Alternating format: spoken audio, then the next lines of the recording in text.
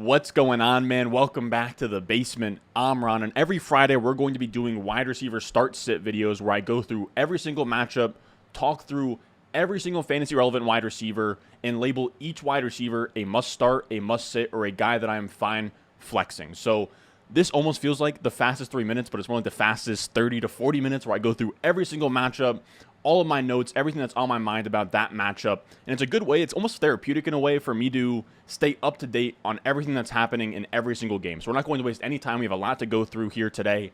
So if you enjoy the video, if it helps you make a start-sit decision, if you learn something new, make sure you go down below, subscribe, leave a like. Let's go.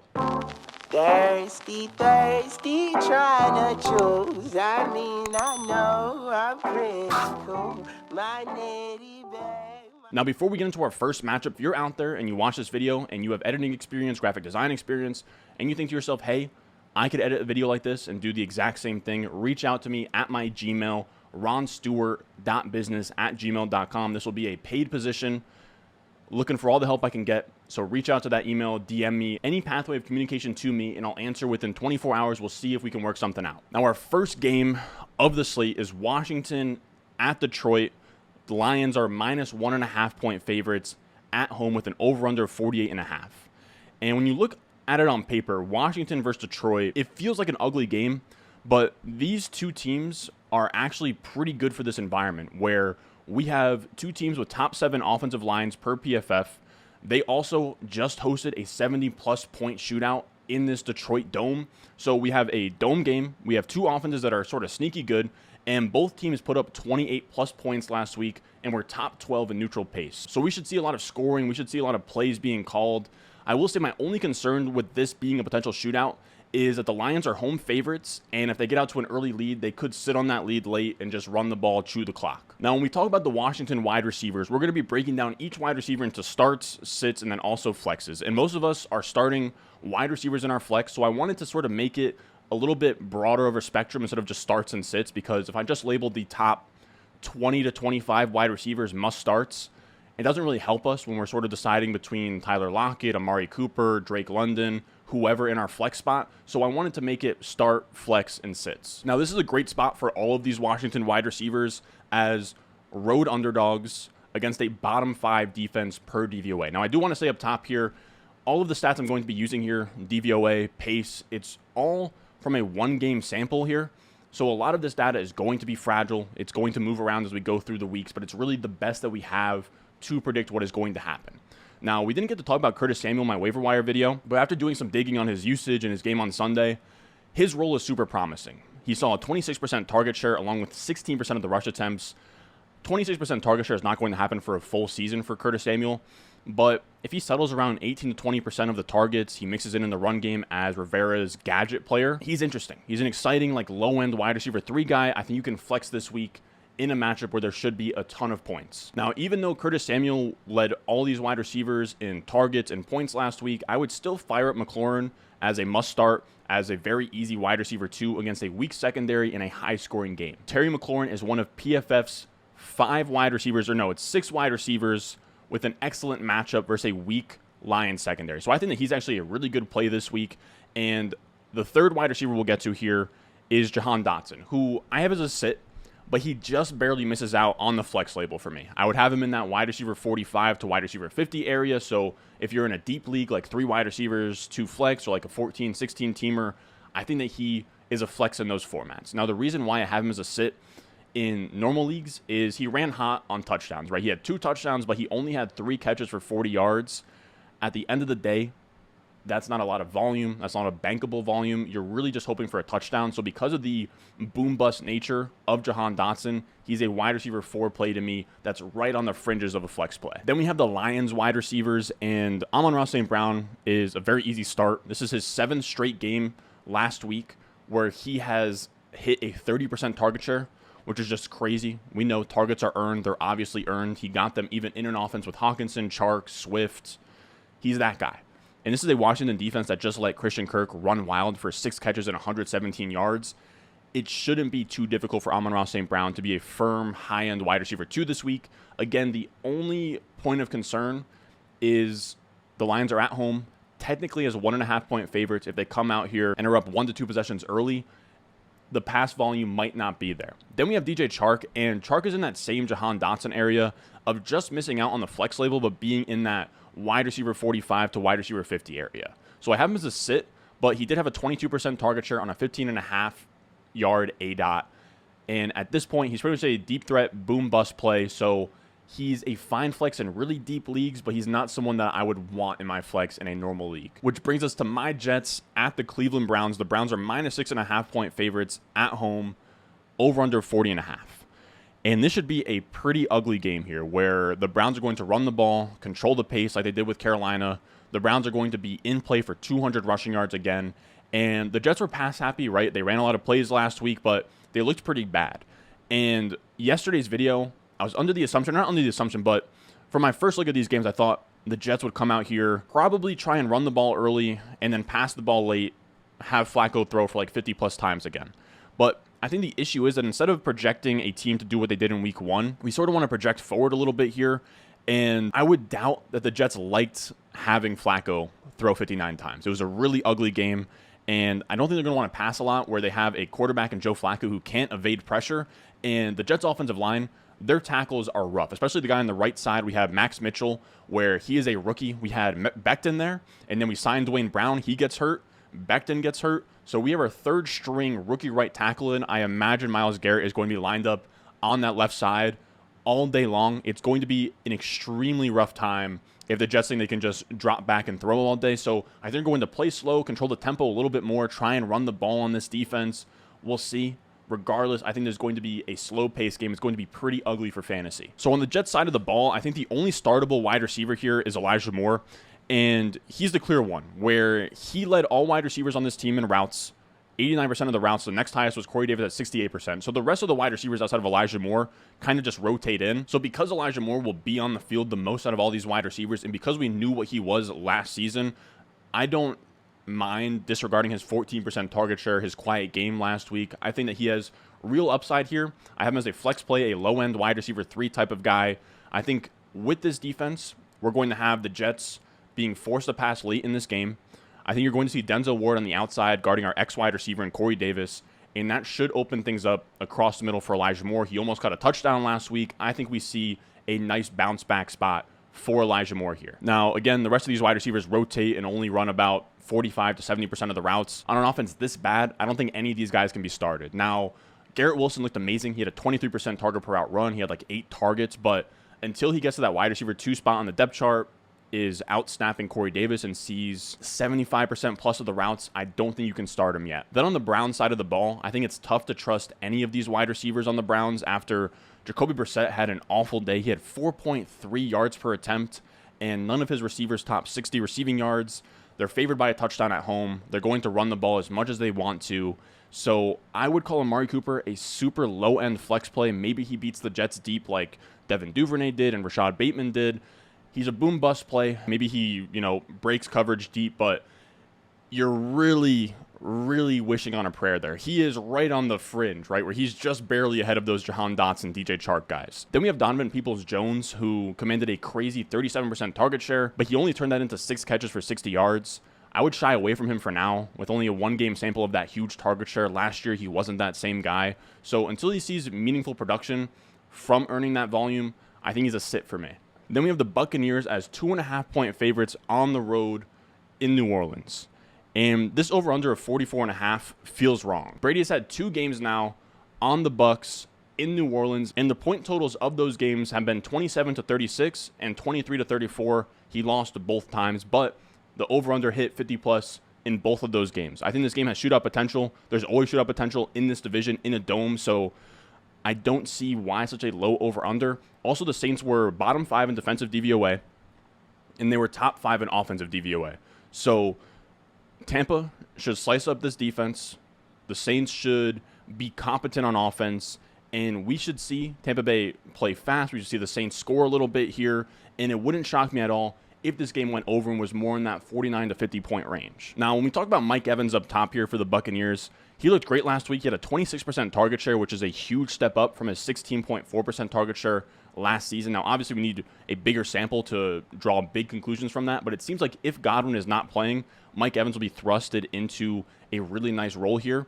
The only issue I have with Evans here, and he's still going to be a start for me, he's still going to be a fringe wide receiver 1. He isn't great against the Saints. Marshawn Lattimore is a tough matchup. We saw him completely shut down Kyle Pitts last week. And since being drafted in 2017, Mike Evans playing against Marshawn Lattimore, since Marshawn Lattimore has been drafted in 2017, averages 9.9 points per game against the Saints. He averages 17.2 points per game against everybody else. Now, again, he's a start for me, but it's just something to be aware of. Then we have Julio Jones, who was the clear number 2 option last week and was heavily involved after Chris Godwin's injury. He saw a 23% target per route run, which is amazing. He played 76% of the snaps, which is really solid. Evans was only at 79%, and he was schemed touches where they gave him rush attempts. So this is clearly a guy, if you're going to give Julio Jones rush attempts and you believe that he is extremely talented, I don't think that you really even give Godwin rush attempts in this offense. But it's interesting to note, he should be playing in 2 wide receiver sets. If Godwin isn't playing, which it looks like right now he's not going to play, and Evans struggles against Lattimore, Julio Jones should benefit from that. So I like him as this boom-bust, high-end wide receiver 3 this week in a really interesting matchup. Last here, we have Russell Gage, who had an 11% target per route run last week as the slot wide receiver. He didn't do much. He had 2 catches for 13 yards. For me, until he produces anything, he's a sit. On the Saints side, we have Michael Thomas up top, who draws a tough matchup against Tampa Bay. They ranked first in pass DVOA on Football Outsiders. They held Dak and the Cowboys to no touchdowns on Sunday night. So I would still fire up Michael Thomas as a back-end wide receiver 2 after having a 26% target share and 2 touchdowns last week, but it is a tough matchup. He could go out there and have like 4 for 45. Then we have Jarvis Landry, who went for 7 catches and 114 yards last week. Looked really good. He had a 15-yard ADOT, so that's a weird role for him. I don't think he's going to be this downfield guy for the Saints moving forward, and I think that he's probably going to revert back to his underneath routes here, and I would call him a sit just barely in that DJ Chark, Jahan Dotson area of just missing out on the flex spot. But in this matchup against such a tough Tampa Bay defense, I wouldn't want to start Jarvis. And the same goes for Chris Olave as well, who's running a full plate of routes, but he only saw a 10% target share. So it's going to be tough to find value with Olave if Jarvis Landry and Michael Thomas are both accounting for like 50% of the pie. I would want to wait until Olave sort of, passes like a 15 to 18% target share, then maybe he's startable at that point. But for now, if I could avoid starting Olave, I would. Next up, we have the Panthers at the Giants. The Giants are minus 1.5 point favorites at home. The over-under here is 43.5. And I said yesterday, I didn't really have a good read on this game, but Pat Thorman over at Established to Run has a really great breakdown of this game. He has a weekly pace of play column that's must read, and he's calling this game the beautifully ugly matchup of the week. The Panthers were 5th in neutral pace. McAdoo wants to push the tempo, run no huddle, and the confusing part was Dable, who completely changed his game plan and ran a run-first offense, ranked 31st in neutral pace this past weekend. But historically speaking, Brian Dable likes to run up-tempo, and he's still ranked 3rd in no-huddle rate and 7th fastest in average seconds remaining on the clock. I still think he's going to want to push the tempo here due to both defenses being in the bottom 8 in total DVOA. So there's a chance that both of these teams run up-tempo. The Giants have to run up-tempo to keep up with the Panthers, and both of these defenses don't really stop anybody. We don't do over-unders or betting lines on this channel. I'm not really a betting guy, but I do really like the over in this game. I think this is going to be sneaky good for fantasy. On the Panther side of the ball, I actually like DJ Moore a lot in this matchup against PFF's 3rd worst coverage secondary from last weekend in the Giants. He only saw an 18% target share last week, but you have to imagine that after a 28% target share last year, that comes up in a soft matchup here that should be a fun up-tempo game script. I would call him a fringe wide receiver 2 this week. Then we have Robbie Anderson, who just barely misses the flex cut here, again, in that same Chark, Dotson, boom-bust wide receiver 4 area. He had 5 catches, 102 yards, and a touchdown, but if you take away his 75-yard touchdown where he just had busted coverage, you're looking more at like 4 for 27.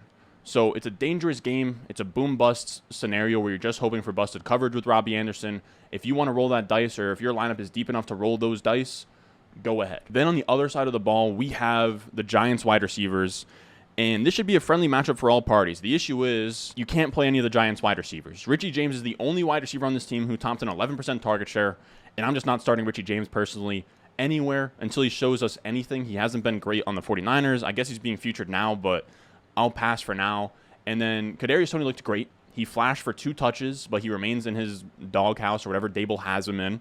So for me, all Giants wide receivers I would stay away from until Kadarius Toney comes out of hiding pretty much. Next, we have Patriots at Steelers. The Patriots are 2.5-point favorites on the road here, a 40.5-point over-under. This is going to be a really ugly game. Both these teams were bottom 7 in neutral pace last week. They were both 23rd or worse in offensive DVOA. The Steelers' defense is looking amazing as well. Minkah Fitzpatrick was flying all over the place, so I think it's going to be pretty rough. And when we talk about the Patriots wide receivers, I would say Jacoby Myers barely misses out as a flex play, but he's a low floor flex play where he had a 21% target share last week. He caught 4 passes for 55 yards, but that's about what you'll be looking at in such a low volume passing game where Mac Jones is dealing with a back issue. He's going against the Steelers secondary that's pretty solid. I think the Patriots will try and run as much as they can get away with here. So in this matchup against a tough Steelers defense, you're looking at like a 4 for 50, 3 for 45 type game from Jacoby Myers. I think you can have more upside in your flex. So he's a sit for me. And then Devontae Parker is also a sit for me, who only had a 7% target share last week. He's borderline cuttable at that point. Then with the Steelers wide receivers, I would call this a neutral matchup where the Pats defense graded out as the second worst coverage last week, but you're also going to be in a low play volume game. I would still have Deontay Johnson as a back-end wide receiver 2 here after he proved he's quarterback proof. He had a 30% target share with Mitch Trubisky. He should get his volume. It's just a matter of how much the overall passing volume there will be and if he can be efficient on those targets. Then we have Chase Claypool, who I have listed here as a flex. He's just barely a flex, but I loved how they involved Claypool. He got some end-around looks on the goal line. He had 6 targets, 6 carries, so almost in this like sort of Debo-ish role where he had 12 touches last weekend. I know it didn't really produce points, but with Najee banged up, if Najee Harris is hurt at all, or if Jalen Warren has to come in, I think we see a lot of Claypool taking end-arounds, just getting manufactured touches, and I think I don't mind in this game against a Patriots defense that isn't anything crazy at this point. I don't mind betting on him to be a little bit more efficient with all of those touches this week. Then we have George Pickens here, and the positive is that all 3 of these wide receivers are north of 90% route participation, so it's a really concentrated offense around these 3 wide receivers. No one else is really subbing in. The issue is that Pickens has earned his spot on the depth chart. He hasn't earned volume yet. He was only at a 9% target share last week. You're going to need more volume than that to be a flex play. Then we have Colts as minus 4.5-point favorites in Jacksonville. The over-under is 44.5. And I actually was kind of surprised by the Jags offense last week, where they were 12th in offensive DVOA, 14th in pass rate over expectation. They were 7th in neutral pace. They ran a up-tempo offense that scored the ball a little bit. Now, Indiana on the other side is going to try and establish the run, control the tempo on offense, which keeps this over-under in that 44.5 area. I expect the Colts to run the ball and Jacksonville to play from behind, play with tempo, some garbage time points there. And I even don't mind the idea of this game going over. The Colts might be a little bit fraudulent. They just tied the Texans, 4.5-point favorites on the road here. There's a chance that they get down and then they have to pass the ball a ton again, and we see this game shoot out a little bit. Now, again, I'm not predicting anything. I think it's in the range of outcomes. Now, when we talk about the pass catchers here, we have Michael Pittman Jr., and there was a lot of passing volume last week, right, where Matt Ryan threw for 50 times in an overtime game. I expect that to go down, but I still think Michael Pittman is a great start here against a Jaguars defense that led up 44.5 fantasy points and like 4 receiving touchdowns to the Washington receivers last week. I will say, though, outside of Pittman, no other wide receivers startable here. None of them topped a 10% target share last week. They can all be sat. I don't mind Alec Pierce long term. It does seem like he is the wide receiver 2 or wide receiver 3 on the depth chart. Just a matter of him not dropping passes in the end zone and kind of earning more volume. Then we have the Jaguars here, where this should be a nice environment for Christian Kirk up top, where the Jaguars are underdogs. They play with tempo against a defense that was only 22nd in pass DVOA, but they were 6th in run DVOA on Football Outsider. So this might be a little bit of a pass funnel situation here, where they stop the run up front with James Robinson and Travis Etienne, and they play from behind. They're forced to throw the ball a ton. So I like Christian Kirk as a borderline wide receiver 2, wide receiver 3 play here after topping 100 yards last week. Now, Zay Jones and Marvin Jones are both sits for me, but they are very interesting, where this is also a concentrated wide receiver room of just 3 wide receivers all operating at an 88% or higher route participation, and they all demanded targets, where nobody saw less than 17% of the target share. It's going to be a negative game script. They're going to play fast.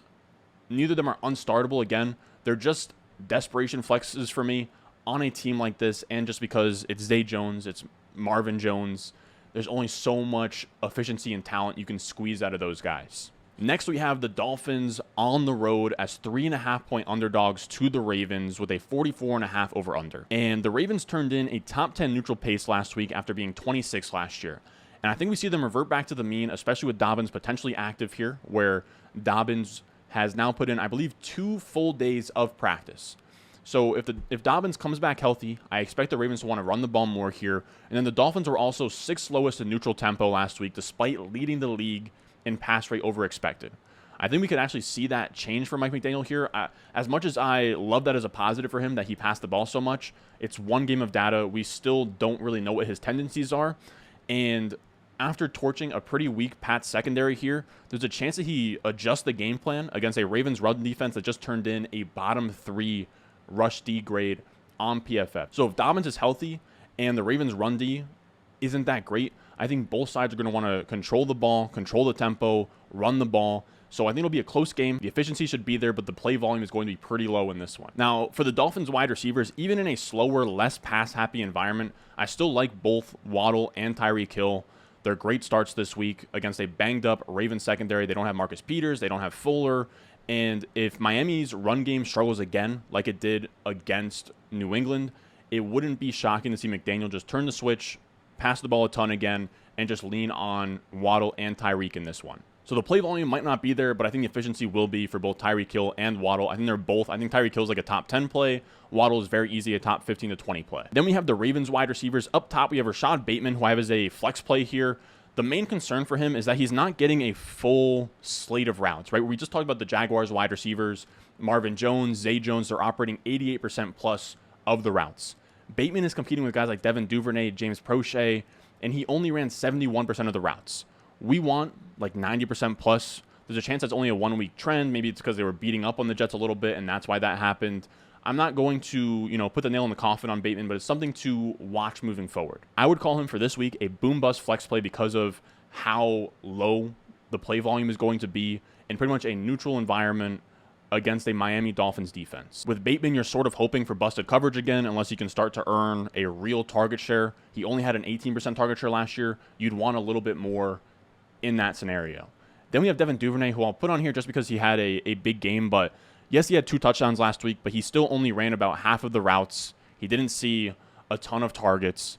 This passing offense is Andrews, it's Bateman, and then there's no one else you're really flexing or starting here. Then we have the 4 o'clock games, and first up we have the Falcons on the road against the Rams as 10.5-point underdogs with an over-under 45.5. The Rams just got embarrassed on Thursday Night Football. They get extra time to prepare for this game, and Vegas thinks they're going to kill them, which I think is probably the right idea here. I think the Rams are going to score early. They're going to play fast. They're going to want to run up the score here, and it's a tough matchup for the Falcons, who just played a great game. They only allowed 0 sacks to the Saints, but now they get the Rams defense, who poses the biggest offensive line versus defensive line mismatch in pass blocking. Aaron Donald is going to create havoc up front. I think the Falcons are going to go down early here, play from behind, struggle, and just have to pass their way out of that hole. So even though there shouldn't be too many points for the Falcons, it's still a fantasy-friendly matchup for both sides where there will be a lot of plays, a lot of passing, a lot of points for the Rams, probably a good chunk of yards for the Falcons.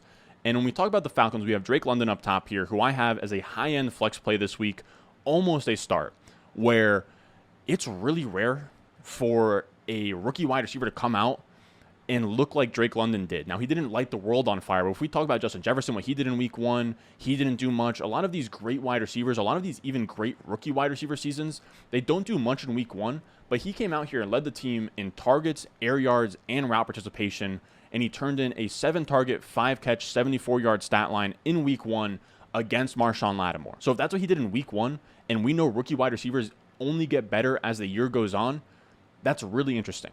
Now, yes, he has Jalen Ramsey across from him, but as good as Jalen Ramsey is, this Rams secondary isn't that great. They just let Diggs and Gabe Davis torch them all game long.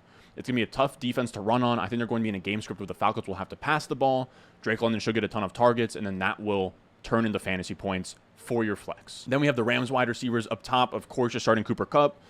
He's a top 3 wide receiver this week. Last week, he played in a game where the Rams only scored 10 points, and he still put up 13 catches, 128 yards, and a touchdown. Allen Robinson's the trickier one. I would actually call him a high-end flex play this week, despite only seeing 2 targets last week. I think pretty much what happened there was it was a combination of them playing the best defense in the NFL in the Bills, who just got after Stafford with Ed Oliver, Russo, Von Miller. Their defense looked amazing. They also ran this weird zone that sort of gave Allen Robinson problems and really cut off the perimeter for this offense. And then again, you also have Stafford dealing with so much pressure up front. He can't really let Allen Robinson's routes develop downfield.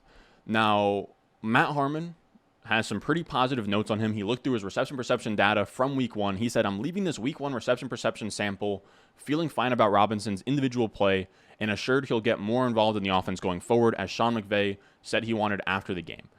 I also agree. I actually drafted Allen Robinson in one of those last-minute fantasy drafts that I did the weekend before the first Sunday games. I took him like the 5th, 6th round. I think he's fine there. I think he's still in the mix as a flex play here. I think it's a big bounce-back spot against what should be a pretty light Falcons defense. He should be more involved. I think he's a fine wide receiver 3. Next, we have the Seahawks on the road versus the 49ers. The 49ers are 8.5-point favorites at home with an over-under of 41.5. Vegas has this being an ugly, low-scoring game where the Seahawks get killed, and I actually kind of like that idea where I think a lot of people are going to not take the Seahawks seriously, but give them a little bit more props than they deserve after beating this Broncos team with Geno Smith. Geno Smith looked pretty good. They're going to be on the road here in San Francisco against a top 5 defense per DVOA. It's going to be a really ugly environment for them. Both teams are going to play slow. Both teams are going to want to run the ball. It's going to be pretty rough for these pass catchers. Now, when we talk about the Seahawks pass catchers, we have DK Metcalf, who didn't end up with a great stat line due to Geno Smith's 5-yard ADOT, lowest of any starting quarterback last week. But his lone bright spot was that he still commanded volume. He had a 26% target share. He had 7 catches. That should warrant a flex play even in a bad environment. You're essentially hoping that he takes one of these low ADOT balls from Geno Smith, creates a big play with, his 4.3 speed, and that's kind of always been the bet for Metcalf. I would call him a shaky boom-bust flex play this week. Now, Tyler Lockett, I think is someone you have to sit at this point. He only recorded a 15% target share. Maybe that goes up, but in this environment, I think he's probably a boom-bust guy of the same idea of a Dotson, of a DJ Chark. Now, on the other side, we have the 49ers wide receivers, and the interesting guy is Deebo Samuel and how he's going to play after the Elijah Mitchell injury with no Elijah Mitchell for an entire game. And he had 6 carries. After Mitchell left, he ended up with 8 total. And I think Deebo is going to be slotted back into that wide back role that he was in down the stretch last year. Now, this is a great tweet from John Daigle where people sort of see Deebo running the ball as this huge concern, and it's not amazing, right? As a wide receiver, we just want them to get targets, catch passes, but Deebo had sort of a tale of 2 seasons last year where he had beginning first 8 games, a 30% target share, and then from week 10 on, when he inherited a lot more rushing, he was at 7.2 carries per game. His target share lowered all the way down to 18.8%, but he was still averaging 19.9 points per game. In that 20-point per game range, he only fell off 1.2 points per game. So I think that Deebo is still going to get his. He's still going to get points, and he's almost the goal line back at this point, where after Elijah Mitchell left, he was given 2 handoffs inside of the 10-yard line on Sunday. I think that we see him score a rushing touchdown this weekend. This is a soft matchup against a pretty bad defense in the Seahawks. They're going to run all over them, and I think that this is actually a game script that sort of benefits Deebo as a running back or as a wide back, whatever you want to call him. So for me, I think he'll mix in some goal line carries, some carries. He'll get some manufactured touches, some receptions. And I think all of that against a pretty soft defense, just considering the efficiency you can expect from a Deebo, he's a top 12 wide receiver for me. Then we have Ayuk, who is in a really nice matchup here where the Seahawks are bottom 6 in pass DVOA and pass coverage. Ayuk should be able to take advantage. The only issue is the environment, where the 49ers might be up double digits by like halftime and not need to throw the ball, and they just rely on Trey Lance, Jeff Wilson, Deebo Samuel in the rushing game. So for me, I'll have Ayuk as a boom-bust flex play. There's a chance that he breaks one long like Jerry Jeudy did last week, but there's also a chance that he goes out there and doesn't really need to be used in this soft matchup. Then we have the Bengals at the Cowboys. The Bengals are minus 7.5-point favorites on the road here with a 42.5 over-under. This one's going to be ugly. It kind of sucks, man. This would have been a great game if Dak was healthy, but because Dak isn't healthy, the Cowboys defense didn't look great against Tampa. The Bengals defense looked amazing against the Steelers. Now, of course, Mitch Trubisky was at quarterback, but Cooper Rush is probably worse than Mitch Trubisky, so I think the Bengals are going to pretty much kill the Cowboys here, lean on Joe Mixon in the run game, and they'll probably be efficient in the passing game. So when we talk about the Bengals wide receivers, of course we have Jamar Chase up top. He's a must start. He torched the Steelers for 10 catches, 129 yards, a touchdown. He's obviously starting. Then you have T. Higgins, who's the main question mark here, where he left Sunday's game with a concussion. He was a limited participant in practice on Wednesday. Then he missed practice on Thursday for personal reasons. So his status is going to be up in the air. Make sure to monitor if he practices on Friday, what the team is saying about him, if he comes out as doubtful, questionable, all that stuff.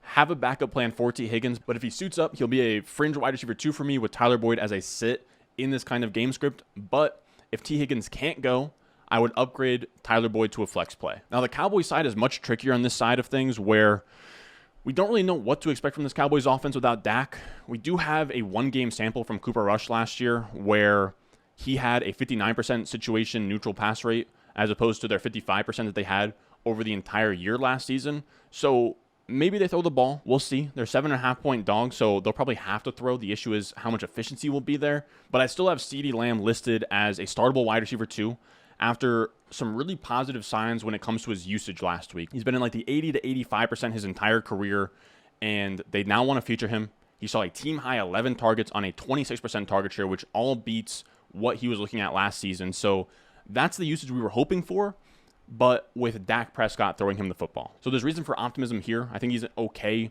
startable wide receiver 2.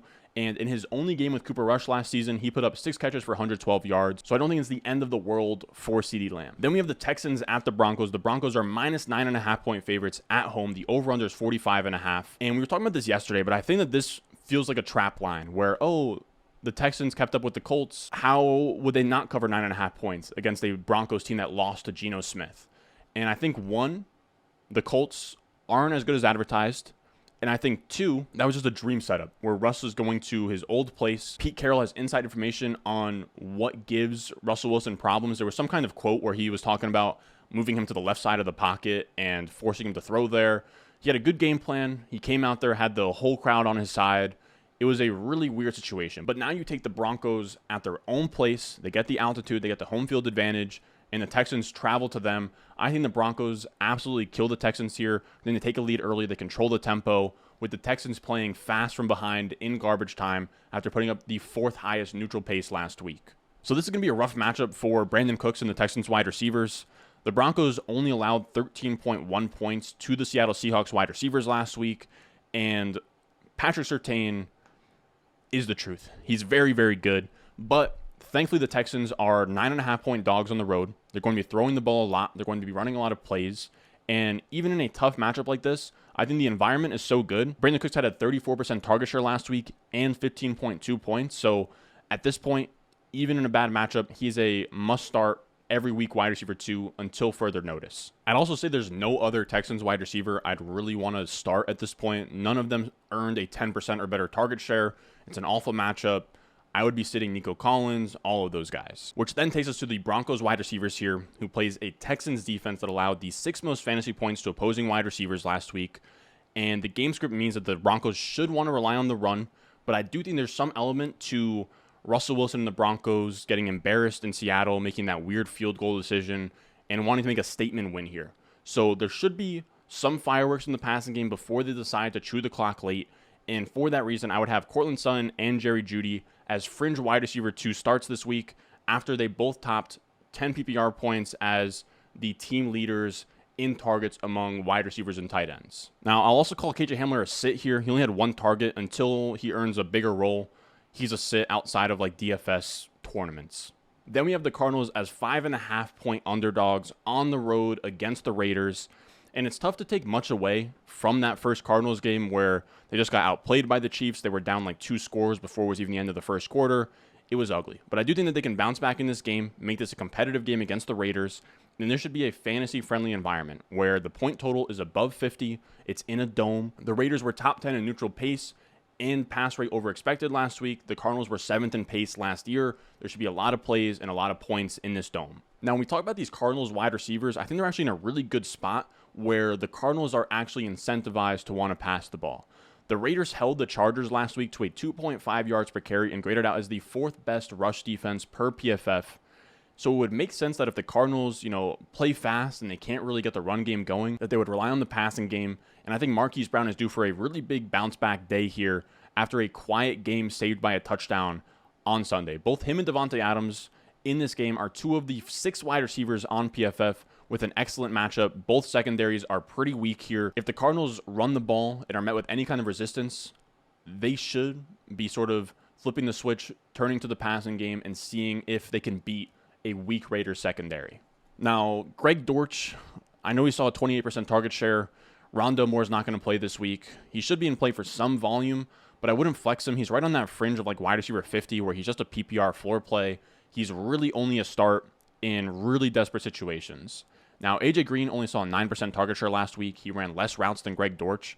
He's behind Greg Dortch at this point on the depth chart, I would say. Or maybe Greg Dortch playing so much is really just a role thing that he's replacing Rondale Moore. But even still, AJ Green, under 10% target share. He's not startable at this point. Now, obviously, you're starting Davante Adams, but Hunter Renfro's a guy that I think you can flex in this game. There's enough points on the board. There's enough of a shootout happening here that it wouldn't shock me at all to see Hunter Renfro run one of those weird, goal line routes, get open, score a touchdown, have 6 for 45 and a touchdown. Which then brings us to the Sunday night game. Bears on the road as 9.5-point favorites in Green Bay, a 41.5-point over-under. They have this as a pretty low-scoring game here in Vegas. They see it as a bounce-back spot for the Packers, where they lost in really ugly fashion last week against the Vikings. I talked about this yesterday, but it does seem really similar to their loss early last year against the Saints, and then they bounce back at home versus Detroit. I think they're going to handle business here. They're going to score at will against PFF's second worst graded defense from last weekend. Now, for the Bears wide receivers, I like Darnell Mooney as a flex play here. Even though he was held to 1 catch last week, it was a weird weather environment. It was a monsoon. I'm not really going to hold that against him. He should be playing from behind in this game on the road against a Packers defense that got torched by Jefferson last week. Obviously, Darnell Mooney's not Justin Jefferson, but the opportunity should be there. The game script and the environment should be there, and he should be Justin Fields' #1 target. On the Green Bay side of the ball, it's a little bit tough where the Packers rotated their wide receivers last week heavily. Romeo Doubs, Watson, Randall Cobb, Sammy Watkins, they all played in that 58 to 67% route participation area. I believe Aaron Jones had as many snaps as their #1 wide receiver. So for that reason, all of these wide receivers are sits for me until someone emerges in that 80% plus route participation area. But I will say that Lazard, if he's good to go this week, it seems like he is. He will be getting that wide receiver 1 treatment. I would be shocked if he falls under 80% of the routes. So with that being said, if he gets in another practice on Friday and he's active for Sunday, I think he's a fine low-end flex in a soft matchup here. Then we have the Monday night doubleheader. We have the Titans on the road against the Bills as 9.5-point underdogs. The over-under is 48.5. So pretty much what's happening here is the Bills are going to kill the Titans and score a lot of points. And the Bills don't really have a run game to lean on, so I expect the Bills to play fast, score a ton. Both wide receivers, Stephon Diggs, Gabriel Davis, they finished in the top 15 PPR wide receivers last week. I would have Diggs as a top 5 play here, and Gabe Davis as a firm wide receiver 2. Now, Isaiah McKenzie and Jamison Crowder, I don't think either of them are really startable at this point. They're splitting slot snaps. I think McKenzie plays against man and Jamison Crowder plays against zone, something weird like that. But until one of them gets hurt or one of them emerges as the starting slot wide receiver and gets an 80% plus route participation, I don't think you can start either. Then when we talk about the Titans, they should be forced to pass here, right, as 9.5-point dogs on the road. The issue is that we saw the Rams in that same scenario only put up 10 points on this defense. This defense is extremely good. Von Miller, Gregory Rousseau, Ed Oliver, the 2 safeties are amazing. You have Tremaine Edmonds, and that's without even considering that they're going to eventually have Tre'Davious White. This is a really, really strong defense. I think the Titans are going to struggle really bad here. I would sit all wide receivers. Robert Woods only played 77% of the routes, only commanded a 7% target share. Cannot put that in your lineup. And then you have Treylon Burks and Kyle Phillips, who looked really promising, but they were both rotating in with Nick Westbrook-Akine and Robert Woods, only hovering in that 60% route participation area. So until either of them climb the depth chart into that 80% range, they're both sits for me. Then our last game here, we have the Vikings at the Eagles. The Eagles are 1.5-point favorites at home. The over-under is 51.5. And this should just be a really fun matchup here, where we have 2 teams. They were both top 12 in pass rate over expectation last week. They were both top 8 in total yards. They're both going to want to score, play fast. It's going to be a really fun game. Now, obviously, you're starting Jefferson, but I also have Adam Thielen as a start here, where he had a quiet week last week, but he's in a solid spot here where they're road underdogs versus a neutral pass defense, I would call the Eagles' pass defense. And Thielen ran as many routes as Jefferson last week. They still view him as their wide receiver 2. I think that he is a good bet to score a touchdown in this game. Then we have KJ Osborne, who I'd have as a sit. He's more of a boom-bust wide receiver 5, where he did play 80% of the routes, but he only commanded a 12% target share. He's not going to be a featured part of this offense until something happens to somebody else. Then on the Eagles side of things, we have A.J. Brown, who is a must-start after dismantling the Lions last week. And then we have Devontae Smith, who I would say just missed the cutoff. I would have him ahead of those DJ Chark, Jahan Dotson types, but right there. I think if you have to flex him, you can. But after giving you a complete 0 last week, I would like to see some kind of production before starting him. So I'd call him like a boom-bust wide receiver 4. He could definitely break one long, especially if this Vikings secondary just focuses all of their resources on A.J. Brown. Devonta Smith could sort of get the squeaky wheel treatment in this game. Now that's going to do it for us today, fellas. Again, if you're out there, if you watch this whole video and you think to yourself, hey, I can edit this video, those graphics aren't that crazy, I can do that. I would like to help out the channel. Make sure to email me. I believe it's ronstewart.business@gmail.com. I'll have it in the description. I'll have it below in the comments. I could use whatever editing help that could be offered towards me. Again, this would be a paid gig. So with that being said, we got a lot of stuff going on this Friday. I know you guys are out here trying to set lineups, go out there, try and hang out with the fellas. With that being said, if you enjoyed the video, make sure you go down below, subscribe, leave a like, and I will see you guys in the next one. Foolies glad I'm home. Even my haters kinda glad I'm on. Rest in peace to my vagabond. Rapper, song, singer, suspended, subpoenaed for misdemeanors. Dreamer, held back asses, Loki still a deer, and I still shake a boat squad.